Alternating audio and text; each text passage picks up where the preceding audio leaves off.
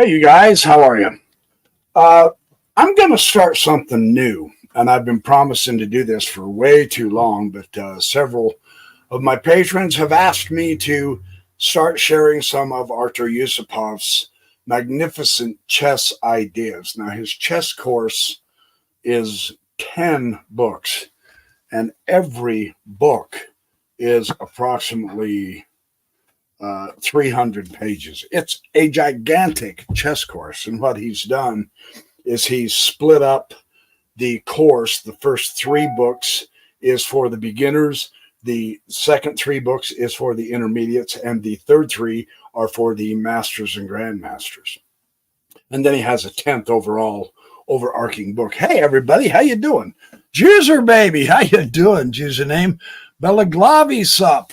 Yeah, there's a few people showing up now. So far as I know, no one has actually ever shared a lot of the information of Artur Yusupov's chess knowledge.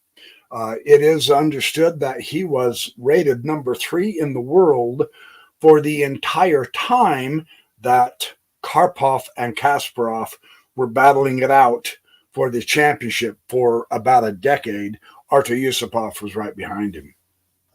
Now, the interesting thing is this particular series of texts of Artur Yusupov, Build Up Your Chess, this was given the winner. It was the awarded the Boleslavsky Medal from FIDE, F-I-D-E, FIDE. I've heard it pronounced FIDE. I've heard it pronounced FIDE.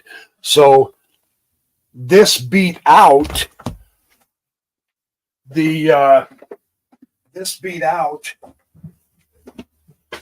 it came out at about the same time as Kasparov was putting out My Great Predecessors.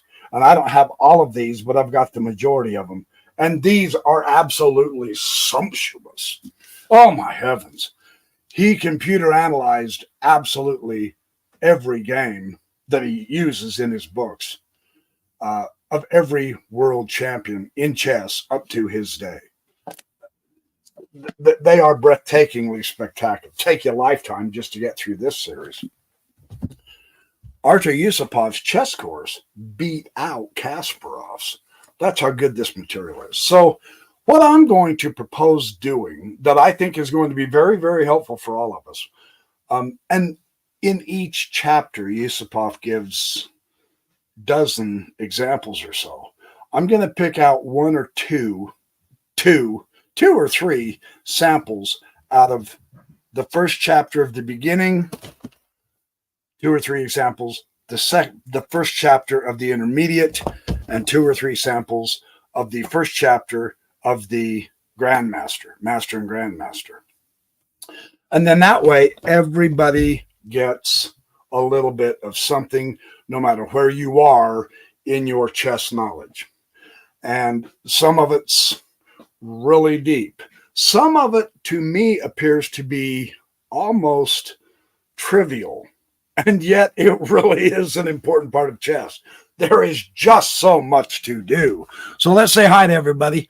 Belaglavi sup, juicer name, good to see you guys. Ice cream, hey, how are you? And Mohammed Mehdi, how are you doing? It's good to see all of you.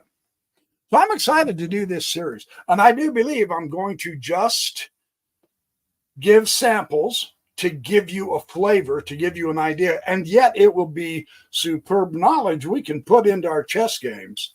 I'm going to give you really good examples from Yusupov for his whole course. So I'm going to dedicate my Saturday morning lives to expounding on Yusupov. I'm not sure if anybody has ever done this before on YouTube. I know very few people did that with Jeremy Silman, and I jumped on that bandwagon, and it was fun. I'm going to have as much fun with Artur Yusupov. His style is a little bit different than Jeremy Silman.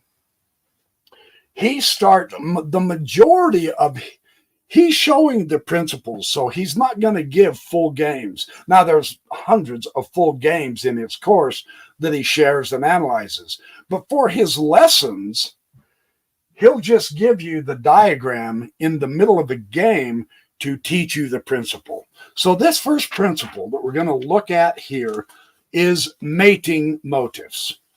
And perfect way to start chess course, right? You've got to understand the mating motives. And I'm going to plug another book in here real quick. Hang on, I'm going to do the backyard professor trick and walk out of the screen for just a minute. But this particular book, it's fun, it's simple, and it's deeply profound. How to Beat Your Dad at Chess. I'm serious. Great book. You got to get it. He goes through all of the deadly 50 checkmates. And all of this material is extensively expounded throughout Yusupov's chess course. So, but if you wanted a slimmer, direct focused on the checkmate patterns, that one's really good. That's by Murray Chandler. Murray Chandler wrote that book. So let's look at this first diagram. We've got this first diagram on the board. This is from one of Yusupov's games. Now, the other cool thing that I think Yusupov does that is very effective is he doesn't just use his own games. He uses an enormous amount of various grandmasters, masters, etc. games to illustrate these principles. And then he has several dozen puzzles at the end of each chapter for you to work through. I'm going to go through his lesson materials for these video sakes. And take this diagram. Now, this is from Yusupov. Now, what he does first is he says, I went to Rook e5. And it was here that his opponent resigned. You're saying, wait a minute, I thought you were going to show us something cool. I am. This is really amazing. I'll show you some of the variations. Hey, Big Daddy, story time. Good to see you. Yeah, fun stuff, isn't it? So what he is threatening is very profound. Now, it's not an open file either, but the dynamics, the combination of the dynamics with the rooks and queen are really obvious. And realize he's trying to get us to think in the basic checkmating patterns. And this is one of those that we all really must understand and grasp. He doesn't have an open file for his rooks, but he uses the files. And now you can see the ladder checkmate that he's threatening his opponent with, right? The threat is rook to g5. And the queen has the F file covered, so he's going to march the king back over there. This is just the very simple, basic checkmating pattern that he's going to checkmate his opponent with. Now, that's cool because if you don't recognize, let me make sure I put this up right. No, I did not do that right.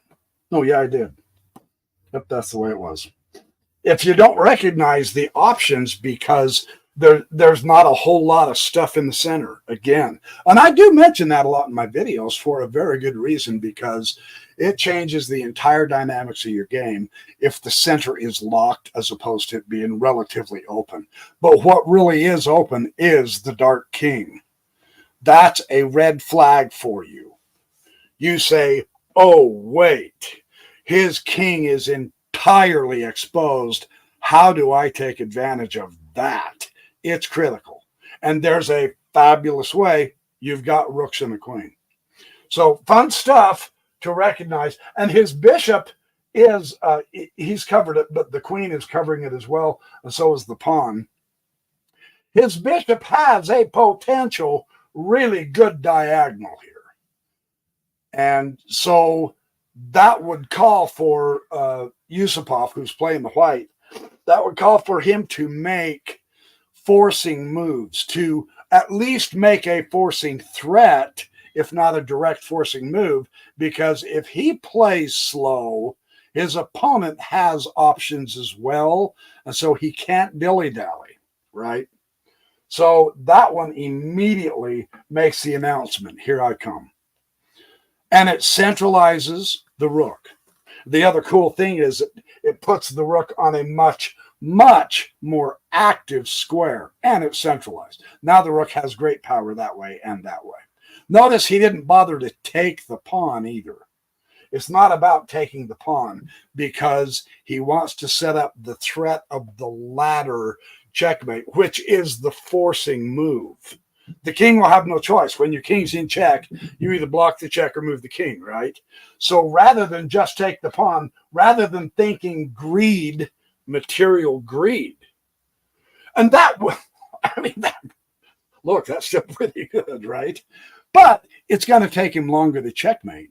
And why give your opponent even one extra move? Because even with just one extra move, your opponent may very well steal the initiative from you right now. Right? That makes sense. So rather than do that, he simply put it on e5. And now he goes that way. So, and it only took that one move, and his opponent said, yep, good game. Fun stuff, isn't it? Okay. Yeah, that's another one, Belaglavi. Rook g5, check. You can go rook g5. And you're saying king h7. Yeah, if the king does move to ward, then queen g7. There's the other way to mate. That's true. Fundamentally so. The idea is the black king is exposed. So that's a good eye, Belaglavi. That's right, though. Either direction, either way, if the king does just go straight across, then you've got that ladder checkmate. The position just screams to put your queen and rooks together. So that's fun. Now, again, if you guys will bear with me, the disadvantage of showing you my stuff on my board, and you screamed at me, you said, yeah, we like this. We don't like the electronic chessboard. The disadvantage is I now have to reset up the next position, so just bear with me. I'll probably try to BS while I'm talking, but I've got to redo this. So we put the pawn there and there. This doesn't actually take too long to do, I don't think. Just got to make sure I put this correctly. Yep, this is the one I want to use. And we will set this next position up. And this one is also a really interesting setup once we get it set up. The knight's going to be here. The queen is going to come here with the rook. The other rook is going to be guarding his king. His king is castled. He's got a knight there. So he's on guard. This will be a cool one too, because he's got the pawn here. The bishop's not there. The pawn is there. Okay, let me see if I got this correct. I think I do. Pawn over on h. King is on g8. King is across on g8. Knight, rook, queen, and rook. Okay, so with this position, we have something else very interesting. And this is from Kamyshev and Sokolsky. This was Leningrad, 1936. The idea is he wants to, there are weaknesses. Bumping the h-pawn gives that white king somewhat of weakness, but the black king is really, truly more exposed with more weaknesses. Now, black has congregated an enormous amount of power in the center, but there's not a lot around the king. Now, he can get over there. That's the advantage of doing the center, right? Because you can move on either direction of the board just as fast as you can, right? Instead of focusing all your forces on one wing or the other, unless you're doing a kingside attack, right? So here's the theme here. And what black is going to do is knight e2 check first. And what he wants to do is he wants to set up what is called Anastasia's mate. And in order to do that, this is how he's going to do it. Rather, he's got a wonderful, I mean, black is set up for go kill it, right? So the king virtually is forced off to h1. And now the really interesting thing is he can sack. He can do a really cool sack. Queen will take the knight. You're going, wow. Now notice how black is playing the forcing moves, the stronger moves. He is literally making white react to him because his king is a little more exposed. So you have to play active, and you have to make sure your pieces are getting closer to your opponent's king. And that's what we're seeing happening here. It's really kind of nifty how this does this. So you're forced to take the queen. Forced. Crazy, right? Forced to take the queen. But I don't want to take the queen. Yeah, because now once again, see, when I say we, I mean me. So just understand that. We get this vertical tunnel vision. Yeah. Look, 2 rooks on the E file. That's just simply cutting the board in half. This is a great position for black. We get this vertical position, this vertical movement bias in our games.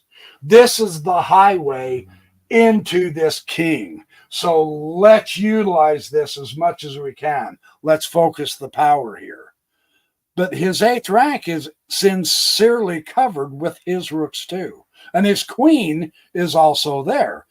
So yeah, it's a highway into your opponent's camp. That's true.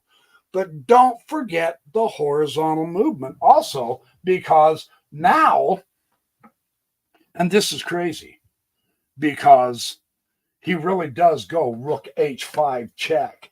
And you're going, what about the pawn on g4? I mean, come on, right? So he sacks the queen and the rook, remembering the horizontal movement, which opens up the king to rook h4 mate. Is that not exquisitely cool, though? The way he see, this is considered a hook when an h pawn is bumped up. If you can get your opponent to bump that h pawn, right, then you can use it as a hook to open up and remove certain either pawns or pieces. And that's what he did with the queen. He got that pawn over to here. Then he did it again with the rook so that it further removed the pawn out of the game. And then he slips behind the pawn to deliver the checkmate.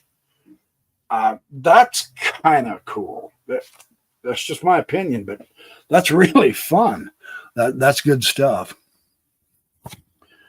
And I do believe on this mating modus, I had one more. Yeah. I wanted to show this one too.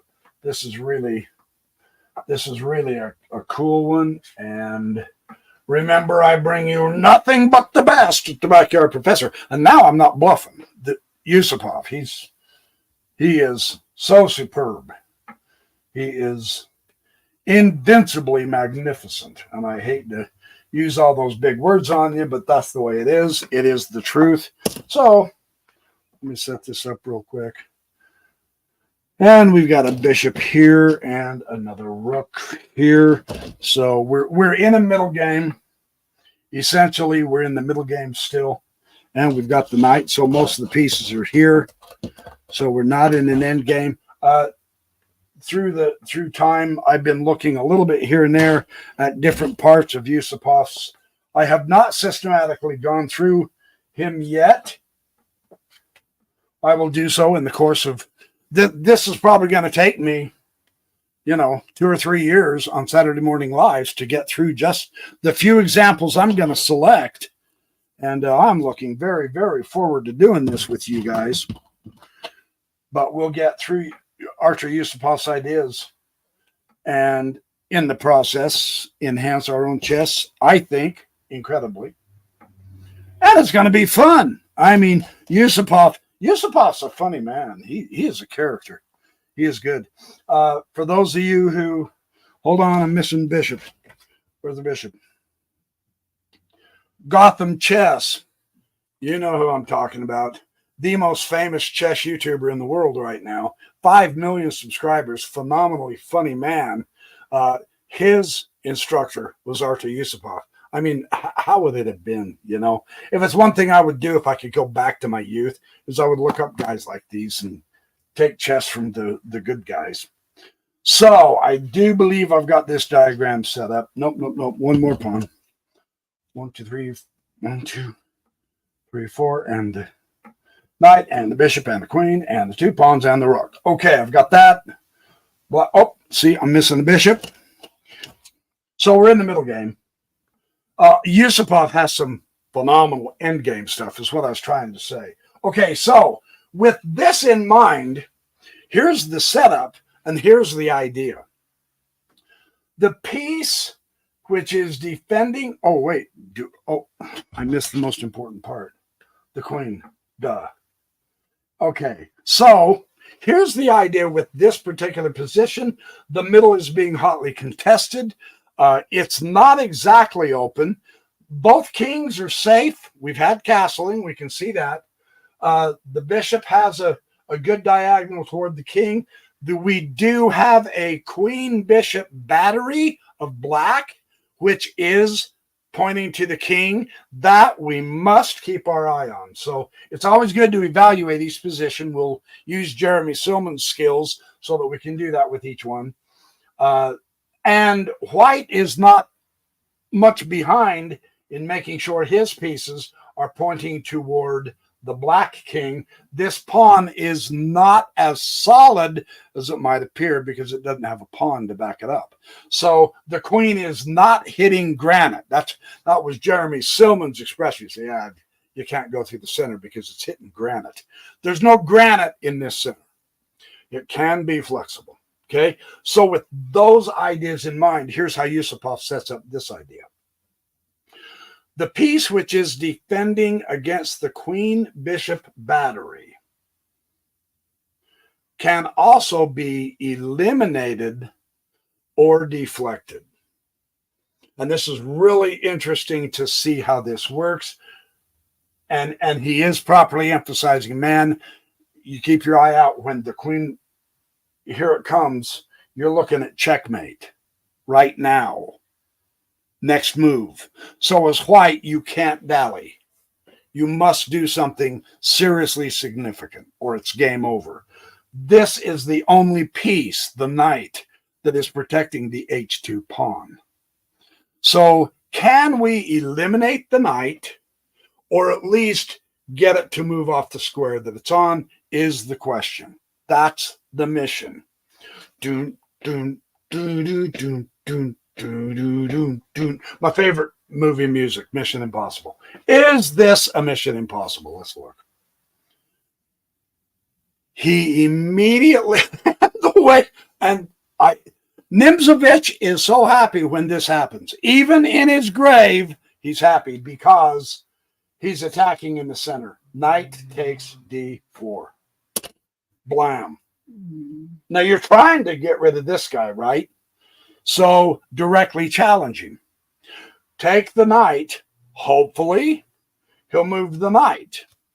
Now, let's be realistic. He sees the queen-bishop battery. He knows he can't move the knight. So that's out of the question, right? So you can take it with the e-pawn. Okay? So the center is becoming dynamically different. The influence, the squares that are covered are starting to change because he attacked in the center. Knight is now going to take c3. Interesting, because he has the option to take, because the queen bishop battery is preventing white from doing a whole lot. Go ahead and trade down pieces. That's a very interesting strategy because the queen bishop battery did not go away. So exchange the pieces. So rather than the queen, he retakes with the rook. And now he wins a piece. He doesn't get the checkmate yet, right? In this particular series of moves. But the power of the queen bishop battery against h2 is that he wins a piece because of taking dynamic action against the pieces of white. Really interesting idea, isn't it? And this is between Garuso and Sasanko. This was in Bod in 1977. So I thought that was quite an interesting concept, how that worked. Oh, and I've got to show you. Yeah, I've got this written down to use this. This is another Yusupov example. And this one's good too. So let's take a look at this one. I will set this up real quick. Bishop's not there. Bishop is there. So fun stuff. Fun stuff. The other bishop is gone. We don't have the... Yeah, we do. The queens are on the board. The bishop, there's no knight. Rook is here. Got a couple of pawns. We're going to do a pawn in front and not a pawn there. Here we go. Yeah. That's the better setup. That's starting to look like what I need it to. Rook covering the 7th and 8th. Queen and bishop. Okay, now I've just got to get the white set up, and we'll show you something really phenomenal on how Yusupov handled this. Yusupov had I don't know how else to describe this. Yusupov had a weird way of playing chess. And that is truly part of the greatness of his chess, is he didn't just play it right. He was kind of like Karpov in that respect. Fischer would wig out with Karpov's moves and stuff. He didn't quite understand how Karpov did stuff. Same with Yusupov. Yusupov was a phenom in the chess world. I do believe we got this set up right. Oh, one more pawn. One more pawn. Hang in there with me. Okay, pawn on c4, a4, rook, and rook. On the file, battery. So this setup, you can see right now, this setup is really good for Yusupov. He is playing the white. This is Yusupov and Rubinetti. This was 1982. And this was the Toluca interzonal. So he's already got a superb pin on the pawn with that rook on the open file. And the queen is over there too. So this is a kingside attack. And it is white's move. However, it's a rather standard attack. He's going to go ahead and just take the pawn. Right? So now you can see the advantage of that is if black doesn't play properly, white has set up a very powerful discovery because his rook owns that G file, right? So go ahead and take the pawn.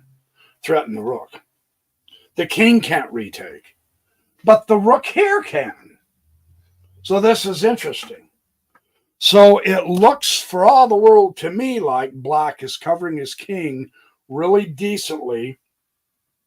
You do have the file, and Jeremy Silman taught me this playing through several of the former world champion Botvinnik. He did this all the time. When you have the open file, go ahead and utilize it and go ahead and exchange the piece. Check.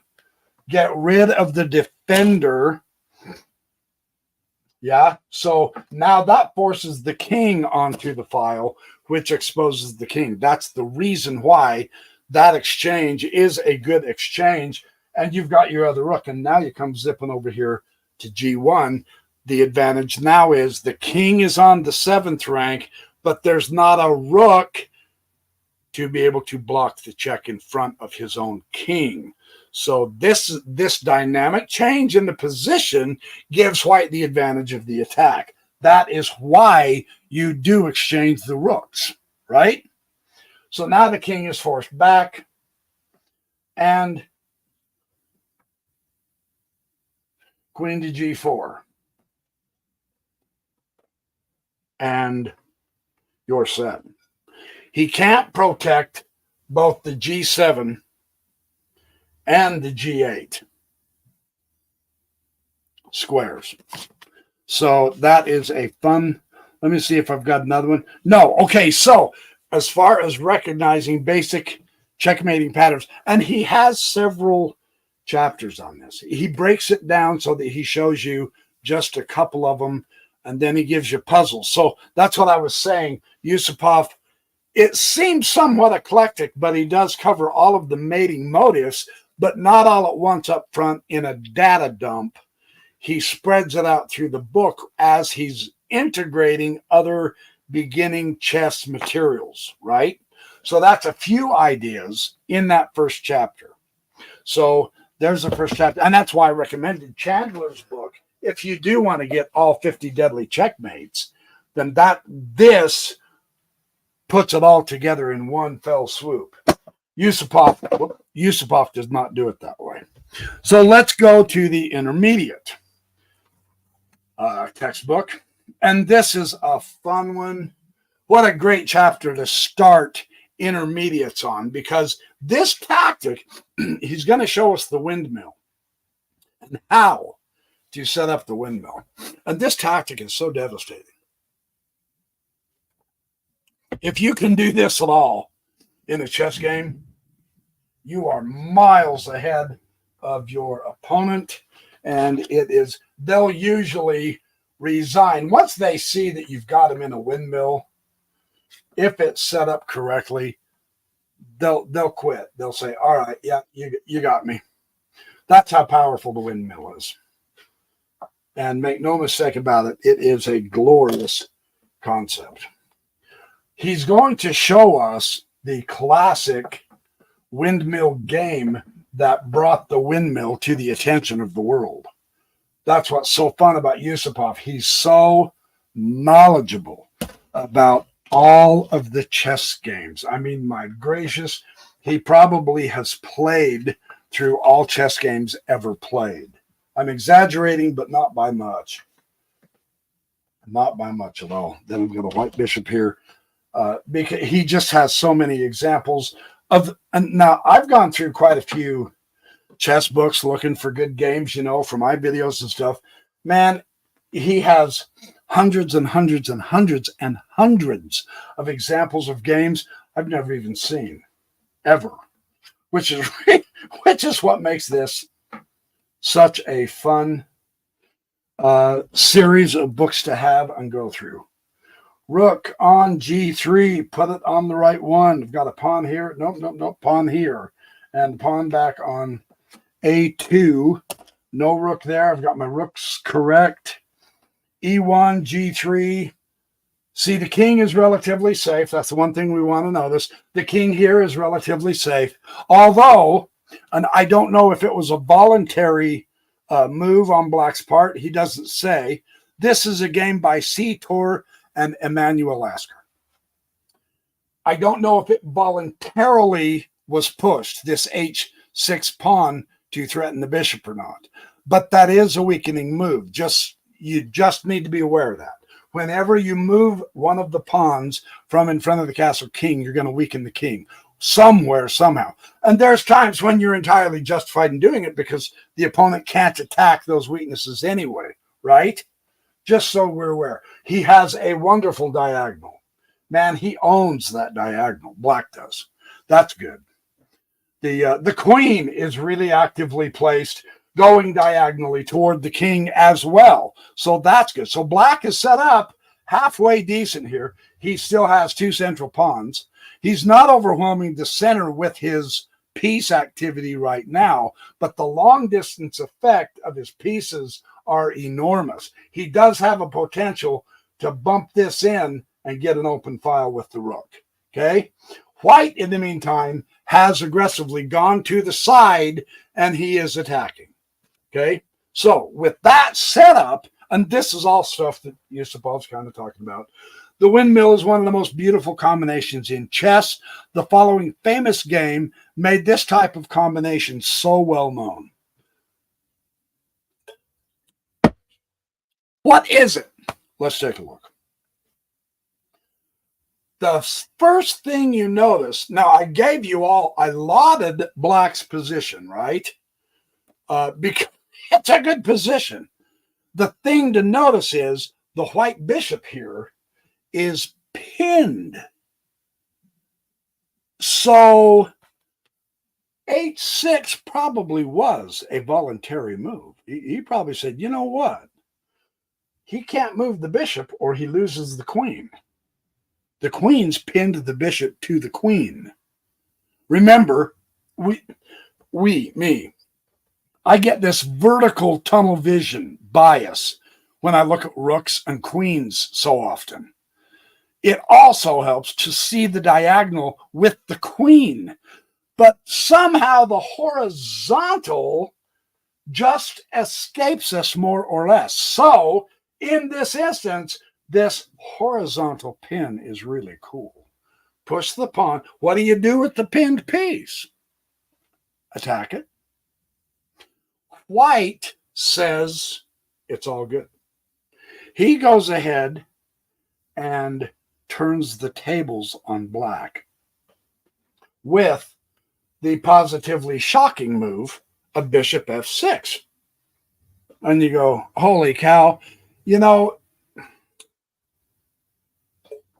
I get it. It's one thing to see a cool sacrifice of a queen, right? But if you're going to ask me to sacrifice the queen, 9 times out of 10, I'm a coward. I chicken out. It sucks, but that's the truth. So, hey, Nets Kaiser. Oh, no kidding. Oh, how fun. You're talking about Yusupov? That's cool. You got to meet him. Whoa, that'd be awesome. So he goes ahead and goes bishop f6. And the cool thing is, ta-da, the rook has done a rook lift so that it's covering the file. So interesting. The pinned piece now moves into position to pin a piece. He goes from being pinned to doing the pinning. Oh, yeah. Thanks for sharing that story. That's cooler than I'll get out. Well, I'm trying to honor Yusupov. If any of you have access to him or you know him or you have his email, I haven't bothered to look up his email. Tell him the Backyard Professor is doing with your materials what he did with Jeremy Silman's. And I know that I sold hundreds, if not thousands, of Jeremy Silman's books because they were so fun for me too. And I was overly exuberant about them. I am way overly exuberant about Yusupov as well. So the pinned piece goes to become the pinning piece, and the queen will take the queen. And so the piece is pinned, the pawn, in front of the king. What do you do with it? You attack it. Watch how white attacks this, though. He didn't take it with the bishop because he's going to set up a windmill. And the way you set up the windmill is with the rook and bishop. So he takes it with the rook, check. And notice, again, a forcing move. Very important theme in all tactics. All of tactics use forcing moves. You have the initiative. You call the shots. You make him move the piece that you want him to move. In this case, the king, which he does have to move. And now check this out. We have a discovered check now. And here's how Yusupov puts it. This is how good this is. Now the white bishop and rook display unbelievable coordination. That's what we want. So king moves, and now rook takes the pawn, discovered check. Notice the rook on the 7th file, 7th rank. from your side. 1, 2, 3, 4, 5, 6, 7. He owns this rank. That is so powerful. That's why when you put two rooks on there, they call that pigs on the 7th. They absolutely eat and torture and destroy everything. That is a wonderful position to put your rooks in. In this windmill instance, it's a coordination of the rook with the bishop, and you want to maintain this. And here's how he did it. So remember, the rook covers the 7th, so the king only can go back and forth, back and forth. That's the windmill. Very cool how this does this. Now, you want a forcing move. You keep the king moving. Check. And it forces him to the only square he can go on. And now he can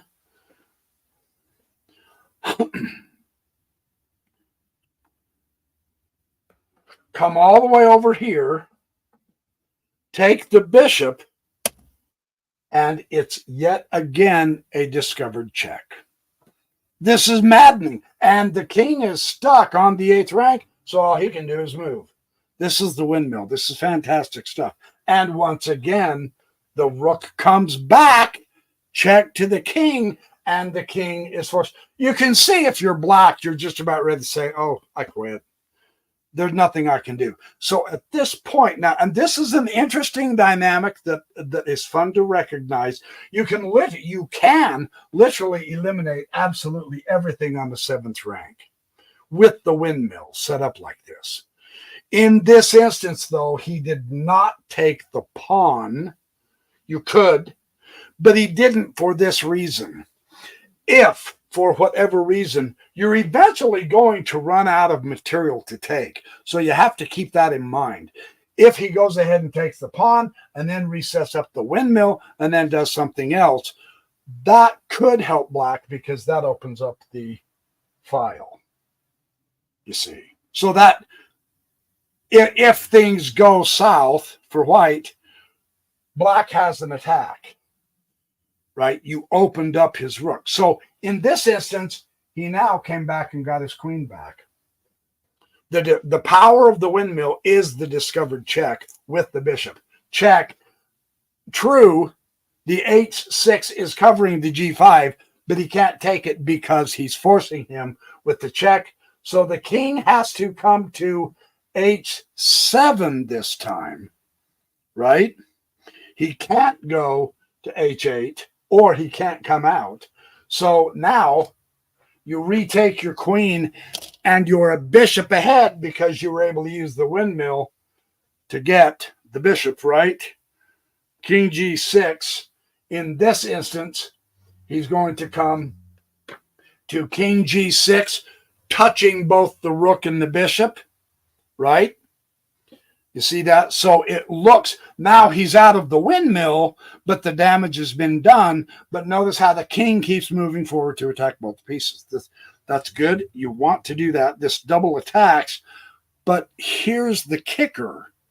So you do save your rook. It's the more valuable piece. Okay, you're done with the windmill, but save the rook. The king does get to take the bishop in this particular game. And now you get to bring the rook and take the pawn. And you say, all right, but what value did it have? Because now you're back even with material. No, you are not. You are ahead several pawns, and you are approaching the end game. That's the power of the windmill. And what a great example. I mean, this is the one everybody and their dog goo-goo-eyed over this. When they saw him set up the windmill, they go, wow, how did you do that? I want to do that. Yusupov says, yes, you want to do that. So let's look at a few more examples. Yeah, that was back in Moscow, 1925. So, and people went blitzoid bananas over that. So let me set this up. Now, the attacking side exploited the power of a rook and bishop battery, is how Yusupov teaches. And he said it is very important to learn how to coordinate these different pieces. They complement each other, extremely well, as we just saw. So let's take another look. I'll set this next diagram up. This is also a very, very fun example. In this instance, the king is way over here.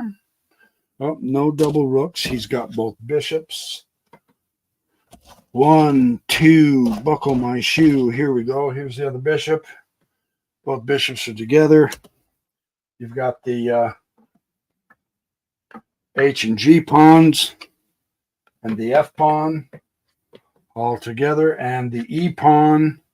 Okay, you got one more pawn, and then I'll set up the white side. Okay, I think that's looking good. King's here. The rook is way up here on D7. Oh, and he's only got one rook, so that's interesting. He's got the bishop. Bishop is. The other cool thing about the windmill is you don't have to be directly close to the opponent's king to make the windmill work. That's the other real powerful thing. If you can see and learn how to set this up from a distance, you're better for it. And then he's got the where is my other bishop? So white has both bishops. It has been being kettled, the queen to the E3. Yes. Okay, I think I've got this set up correctly. Oh, no, there's not a rook there. The rook is here. Okay.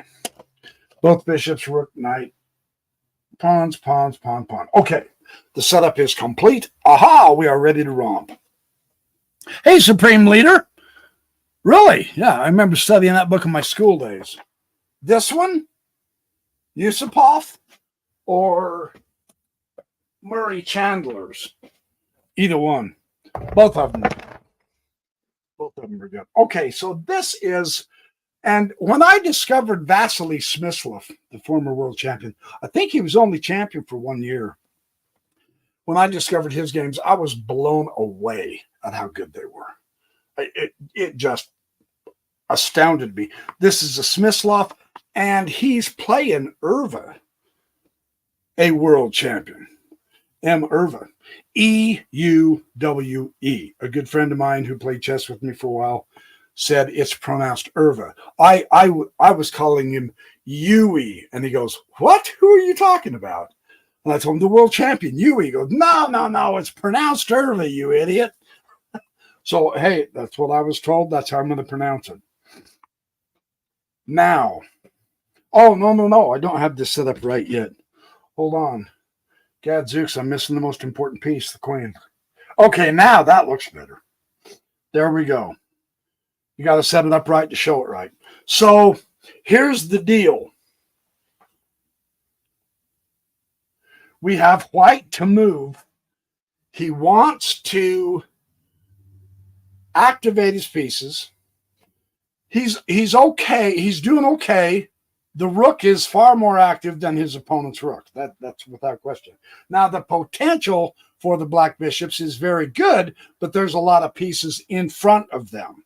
So white is saying, how can I take advantage of that? In the future, if the center clears out, you can see that black does have the queen and the bishop battery. Now, that's important. That's interesting, right?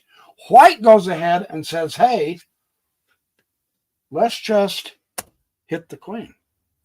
Get rid of the central pawn and hit the queen with my bishop. And you're going, wow, that's quite a move here. Very interesting. This is what is called a deflecting sacrifice. And actually, Yusupov says another really good move would have been queen c5 also. So white's got options. So he chose to do the bishop, taking the pawn, and now the rook will retake the bishop. Okay? Observe what's happening here. In taking the pawn, and now the rook is coming out, what he looks like to me he's doing is he's opening up the diagonal. And that might be important. So the queen is going to take e5. Are you getting this? This is how to set up a windmill. It's that powerful. If you have an option to set up the windmill, sack your queen. Because, of course, that's irresistible. He has to retake it. You took it with a rook, right? So he's going to retake the queen, and he's got a powerful queen bishop battery, but it's not pointing to anything. It's in the wrong direction. So now the bishop can take c6 check. Those long diagonals, man. See, in certain types of opening, you got the King's Indian, so on and so forth, for either side, the fianchettoed bishop can be exquisitely useful if you put them in the right place. So, of course, the king has to move. And what do you see? Yeah, rook over, b7 check.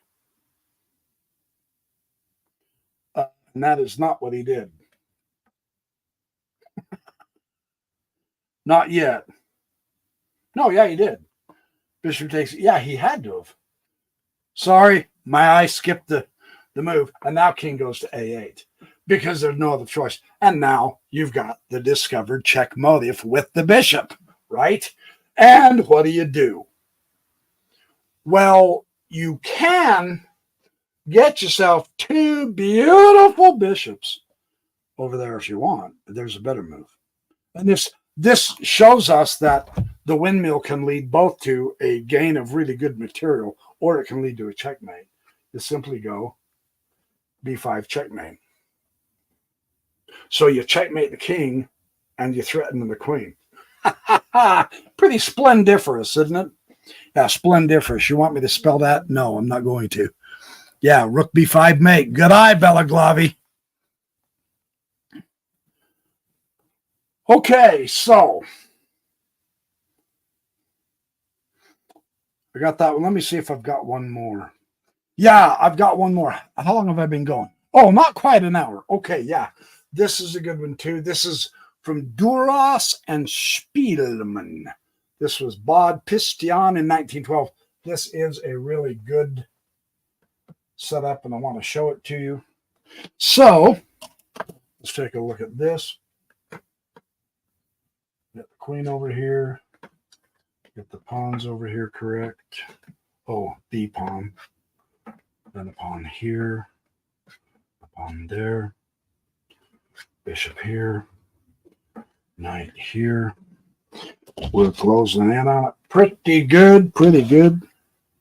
All right, put the pawn up. All right, now I've got this. Wait, is that right? Yeah. Pawn and pawn. Bishop, no. What? I'm one short.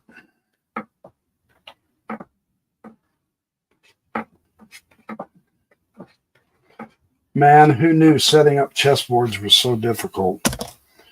The rook is over here.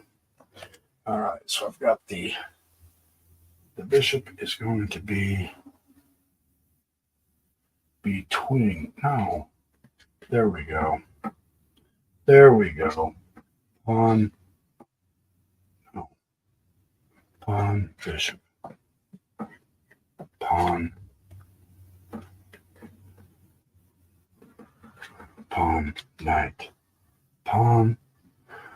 Bishop on e8. And I've got two pawns on 5 and 5 with the queen right here. Be patient. This will be worth watching. These guys have... Spielmann was one of the actual better players as well in the chess world. He was well known and well respected. He never made it to any kind of a close world championship, but he was very, very good. I've got this. C3 good. Okay, so on this one, the idea here with this setup between Duras and Spielmann is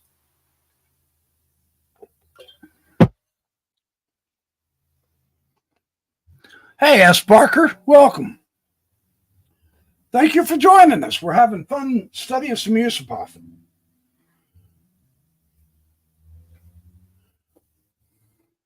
what we see is a fight for the center, and it's pretty cluttered. The nice thing is the black pawns kind of give us the impression that black is in control, right? The E pawn is supporting both of the D and F really quite well. The knight is very well centrally located, covered by the queen, so that's a great knight. But white isn't behind in letting black just have, I mean, those two bishops and the queen are fighting for the influence of the center, right? However,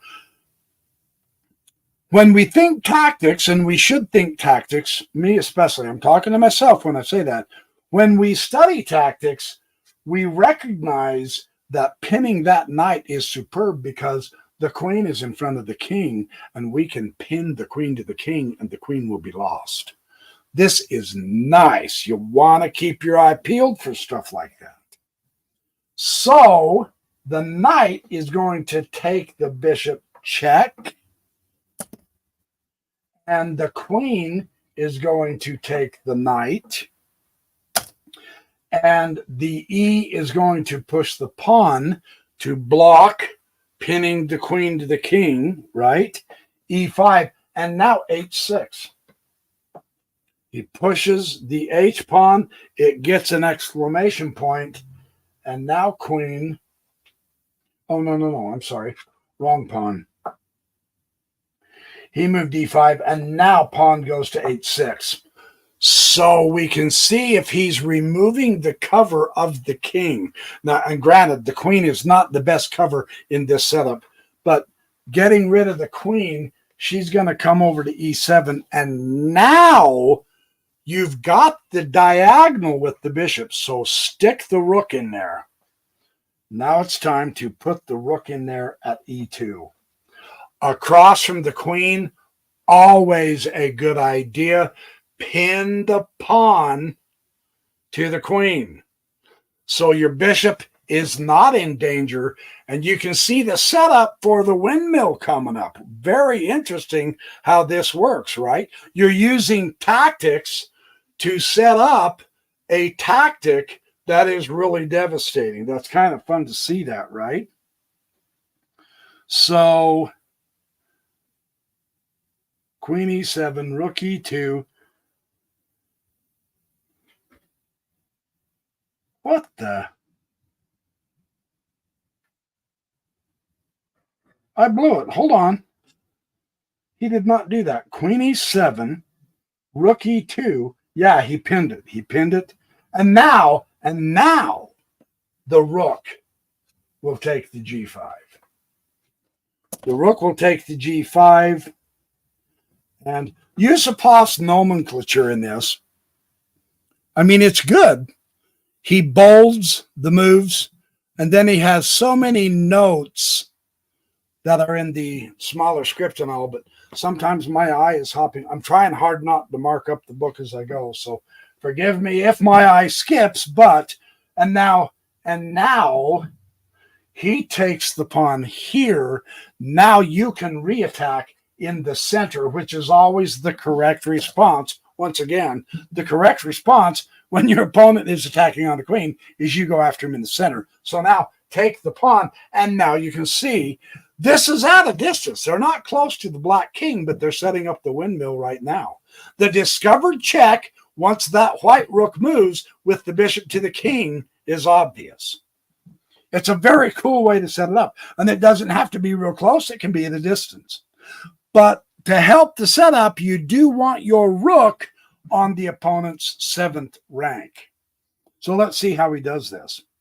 White sets up his battery. He came queen D6. Okay, now he's got it. Now he's got it. Because now he goes queen to G3. You're going, what? He pins the rook. How did he put this? Queen D6 is the only chance because he pins the rook to the king, right? That's why he moved the queen there, right? So By moving queen g3, you eliminate losing your rook. What do you do with the pinned piece? You attack it, right? So the tactics on this one are amazing, aren't they? So many different pins. It's really kind of cool to see. White prepares an elegant way to unpin his rook. Queen takes 8-6. Check. Remember the horizontal movement. For whatever reason, maybe this is the universe talking to me if you want to go woo-woo with me for a moment, but this theme of horizontal movement with the queens and the rooks, for whatever in my chess studies, man, that has been showing up lately, right? It's really interesting to see that. And so how does White prepare this? How does he respond to this? Do you move the king? You can. But that's passive. Recognize that that's passive. See, what you would be doing, if you begin to react to your opponent, you end up passively playing chess. That's what you want to avoid if you can help it. So why not put the queen in there? Exchange the queens is to your benefit because you have the setup for the windmill with the rook and the bishop. So now White is entirely happy to exchange the queens. And that's something Black did not want to do.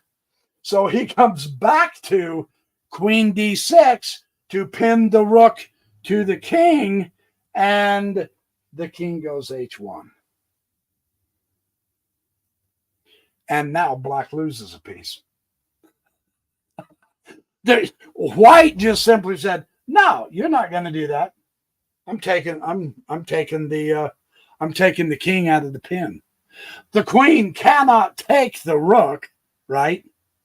Now there's no immediate threat. What's Black going to do? The threat is the white windmill. Notice how he never even got to where he could use the windmill.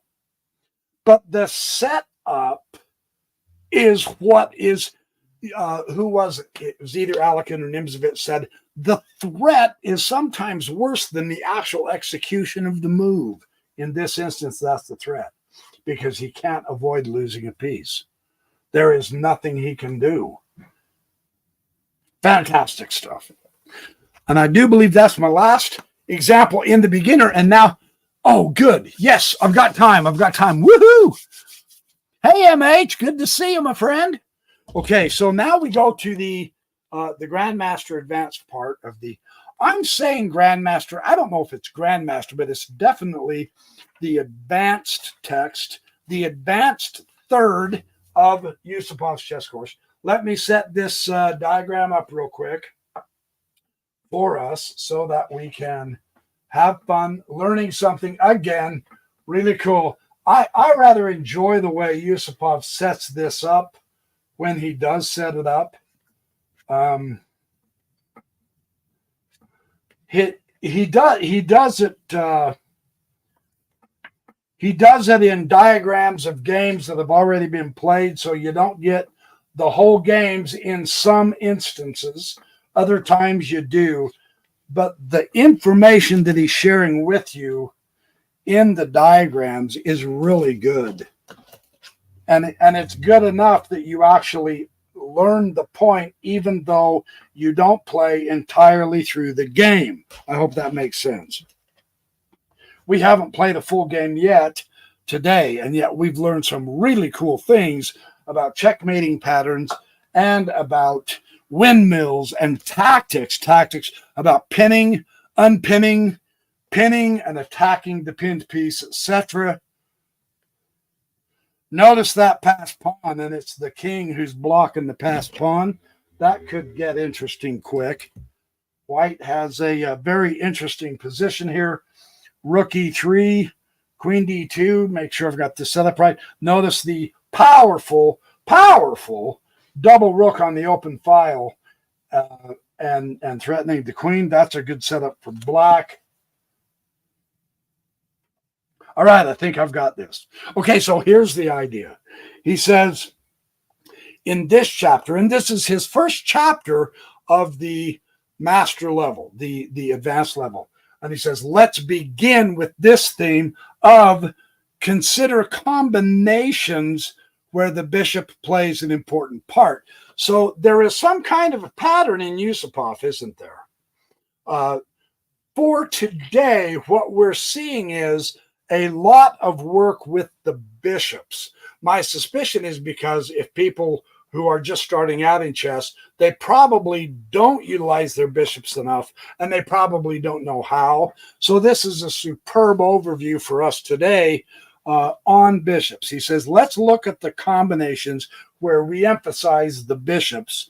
We previously, the bishop naturally requires open diagonals to function, of course, and support of the other pieces and pawns is often required to force open a diagonal.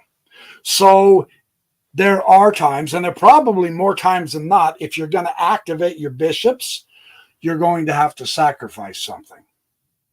Just get that in our heads. We're either going to have to sacrifice a pawn or another piece in order to increase the scope and strength of bishops. Let's see how this works. Oh, this is Zukertort and Blackburn, London, 1883. Notice what else Yusupov does that I so love and appreciate about this course. It doesn't matter if he's playing a game between Karpov and Kasparov, and he has many, many examples of these guys in his course as well. It doesn't matter if the games go back to 1883. It's irrelevant whether it's a championship game or just a club level player game in 1942. Chess does evolve and chess does change. That's true. But the principles of chess, if you're going to play not necessarily speed chess or bullet chess, that's something new. But if you're going to play classic chess, these principles can be timeless. It is a timeless principle that in order to improve the strength of your bishops, you have to open diagonals.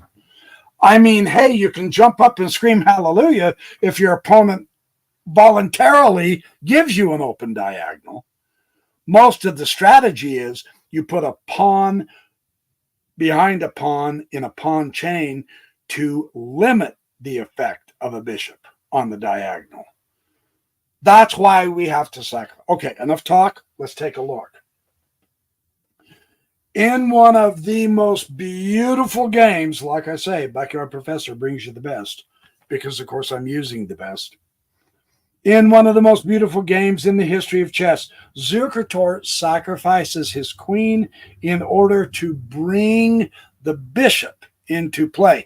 So here's a lesson. Even sacking the queen can be seen as more effective than leaving your bishop unused. Wow, that's kind of new to me. Let's take a look.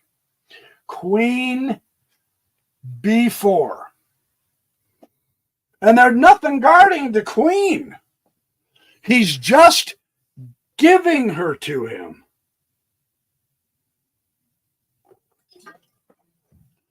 What is Zukertort up to? He can't take the queen. He has to block. Black, that is. Black can't take the queen. And I'll show you here in a second. Because what he does is he comes to here with the rook. He can't exchange. And the reason why, I'm not going to go all the way through it because then I have to reset up the whole diagram, but I'll show you why. If he takes the queen, and hopefully I'll remember how to do this, then bishop takes e5 check. And you can already see the power of that bishop, man, because his rook is on the open F file. And you can do a quick rook over too. So if he goes check and he moves, right? Come on, you've got this. And now you're really in trouble, right? So Zucator's going to try to get rid of his queen. Good luck. He may not make it. Let me put that back. Where'd the white queen go? Hold on, I'll put this back. So instead, he blocks. Yeah, that's right. Queen on e7, h8. Make sure I put my pieces back right so I can share this because this is so cool. So this long diagonal bishop, that is critical to get involved. Because notice, because of the option of coordinating it with the rook. Yeah, we learned that in the windmill. That's very close to a windmill setup from a long, long distance. So that shows us the effect of the windmill can happen if you're all the way across the board with both of your pieces. You don't have to be up here close to the king. The principle is what works. That's a really cool point that this game shows. Okay, so he blocks. So the next thing you can do is, and here's the shocker. Remember, your setup is such that you want to play dynamic. One of the best ways to play dynamic chess, aggressive, what will you? Attack something every time. That's another option for real. Smirnov says that, the Grandmaster Smirnov, all the time on his YouTubes. He says, man, just attack. Attack something every move if you can. Yes, that's aggressive chess. That's you taking the initiative. You've got the open file. Use it. How many thousands? Man, if I had $1 for every time I've said that in 15 years, you've got the open file. Use it. Yeah, bam. The rook is also ready to sacrifice himself to improve the glory of the bishop. He offered his queen, and black blocked that. Now he's offering him his rook for free, but he can't take that either. This gives us a great insight into how powerful bishops can be on those long diagonals. I underuse mine. That's why I loved this particular example. That's why I'm kind of making an emphasis of it, because the power of the bishop is so important to get into our heads. So how do you get away from this check? You don't take it with the queen. Because now you've got the bishop coming in, right? With that long diagonal. So the queen takes the pawn, or the king, sorry, takes the pawn. And now the queen can glide in. Notice attacking in the center. Check to the king. The king can come to g7. And now you've got this beautiful theme. Bishop e5. Absolutely deadly combinations all over the place. You sacrifice the rook after all to get the bishop involved, because now the bishop can go check. You seeing this? Aggressive play. It's a more active square. It is for the bishop. It is also a forcing move, which means you're the boss. You're in control. You're making your opponent move the way you want him to. He doesn't get to play the game he wants. He has to play to your whim. That's called the initiative, right? So the king can't take the bishop. And if the queen takes the bishop, queen can go to e8 mate. So the king goes to g8, and now you've got the queen. Yeah. Yeah, you already saw that. So I'm just trying to read the instruction to you so that you can get a feel for how he does this with his chess course. If you can at all, start buying the books. I bought them all at once. I had saved my money for like 3 months. and I quit. I didn't eat out as much, and I quit eating Reese's peanut butter cups. Now that's a sacrifice, damn it. I don't care who you are. That's a sacrifice. I sacrificed my Reese's peanut butter cups to save up enough money so that I could buy his chess course all at once. And if I do remember correctly, it was like $597 for all 10 books. But it took me 3 months to set that aside. So well worth the money. Okay, one last diagram. I do believe this is the last one, and we'll call it a day. And this is a real beauty. Yeah, okay, yeah, I got to show you this one. This is just terrific fun. For me, anyway. I hope you guys are enjoying this. I hope you're having fun. I'm having fun with this stuff. I think it's just so spectacular how we learn chess from one of the truly greats. And we almost don't even have to try. All we have to do is play through the moves and get the principles. And you can see he's really good at explaining the principles in a simple yet effective way that's often not done by others as effectively. Is that right? Okay, pawn. I've got to start putting some pawns in here so that I can get this right. F7 pawn there.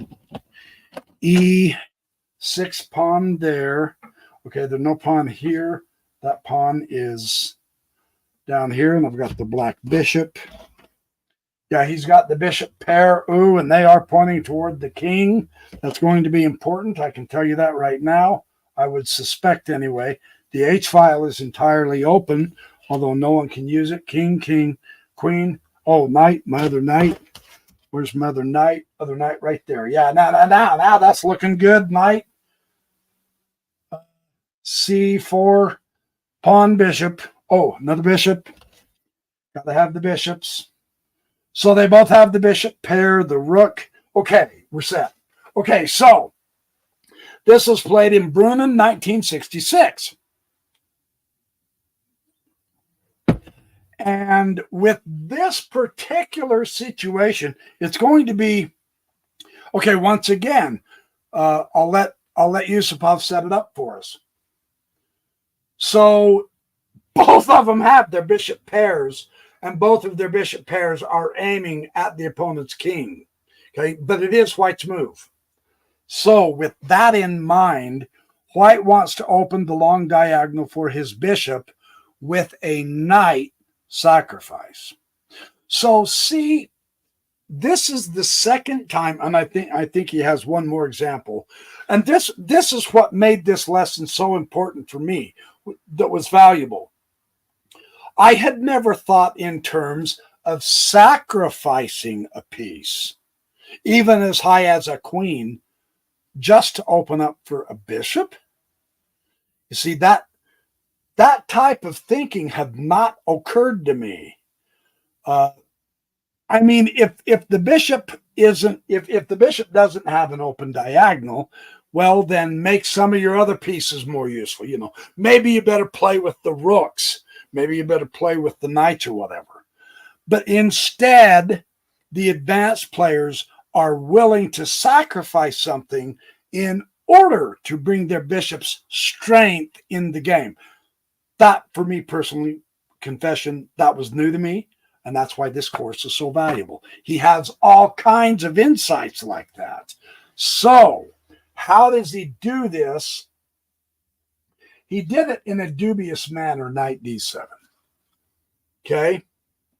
He's attempting to open it up. Okay, so see, now he's got it all. His own knight was blocking him. So now he's got that diagonal, but he put the knight at d7. And it is sensible for White to activate his a1 rook by doubling up the rooks on the d file. Bump it to 2 and then move the rook over. That would also make sense, right? But he has to do it the right way.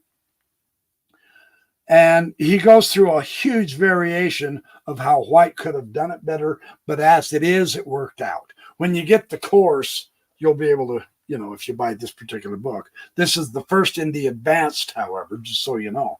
But so the queen takes. He was hoping. Oh, criminy. Did I not set this up correctly? I am so sorry. No way. No way. Hold on. Ugh! Did I miss something? Hold on. I'm going to back up because this is so good. I'm not that far into it yet. Yeah, I did miss something. I missed one piece. I apologize. That's the other defect of doing this on this board. It's easier, much easier on an electronic board. I'm just letting you guys know. I'm not worried about it being somewhat difficult if you guys aren't. I love doing it on this board. You guys have asked me to do it on this board, and I am more than happy to. Okay, now that's the setup. Okay, so he wants to open up the diagonal by sacrificing the knight. So now he moves the knight to d7. Yeah, you're right, because he's hoping for the knight to take his knight. Yeah? But instead, the queen does. Okay, so at this point, the bishop has the open diagonal, and he can utilize it. So he does. Take the knight, right? And here, black has to activate the queen, and heads up, it's a queen bishop battery. Yeah, no joke. Every time your opponent does that, even if, and I don't know how you would actually know this, but even if you know it's done by accident, heads up when you get this queen bishop battery pointing towards your king. This is saying to white, okay, it's do or die. Can you see that? Tell me you can see that. You now have no more goofing off. You have to play serious aggressive chess. You have to force your opponent to make moves immediately or game's over, right? So that's how it works. Okay, so now, and this was the setup because he deliberately moved the queen there. So you know what he's thinking. He's going for the jugular. Rook d5. Yusupov says is an interesting move worth considering. Very remarkably interesting. Block it and put the rook in danger from the pawn, but it does block it. So black suckers for it and takes it with the pawn. Oops. Sometimes that's how you can play chess, right? You can play it that way and your opponent will mess up. The opponent here messed up. He's underestimating the power of white's attack. And this is one of the reasons why I picked this example as opposed to the other one previous to it in this advanced section, because the power of the attack, when you look at this, as you play through this several times, you begin to see how to coordinate the pieces better. You begin to understand, okay, there is great power here for white, but if you're not used to it, it doesn't look like there's a lot there. Yet there really is. And here's why. Look.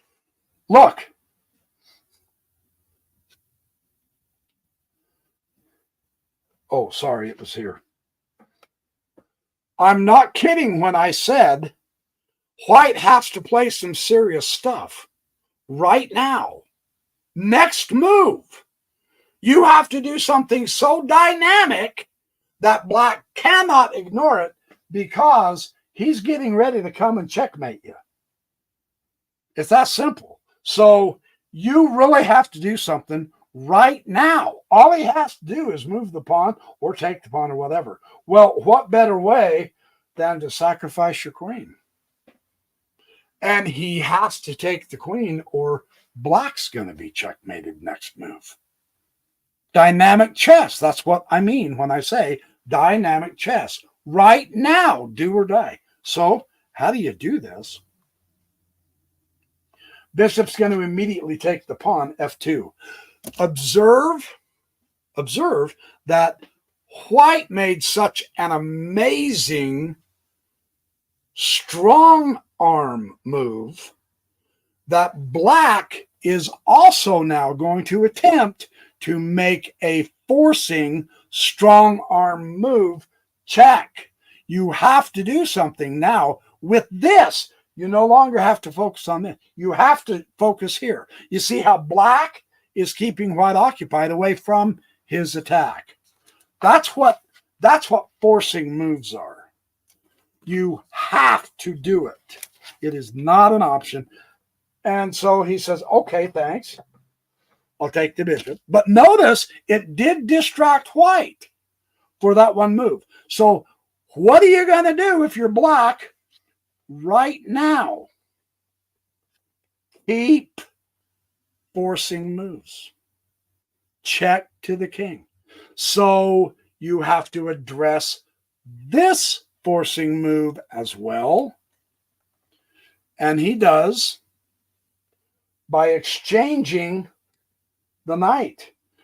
Now, the combination of the knight and the queen was going to be able to checkmate the black king. But rather, he exchanges with the knight than the bishop. So he's given up his checkmating threat for the moment, and yet that's the right way to do it, because now he loses his queen. Notice he gave him a move, so he sacks the queen, and lo and behold, the hero on the open file, baby. Check to the king, and look at the setup, you guys. What did we see in the intermediate moves too? The windmill. Now in the advanced section, what are we seeing? The windmill. So that tells us this is good stuff to be able to utilize. And it's even worth sacrificing the queen if you know you can set it up. This is sensational stuff.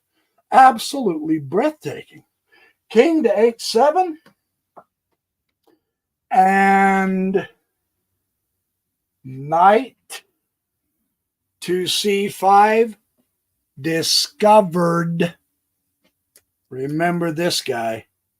The bishops go all the way across the board. Discovered checkmate. Or check, and it's going to be mate the next move. Fantastic. Absolutely fantastic. Yeah, the king's going to move out of check, and then the checkmate is right here. Bishop to g7.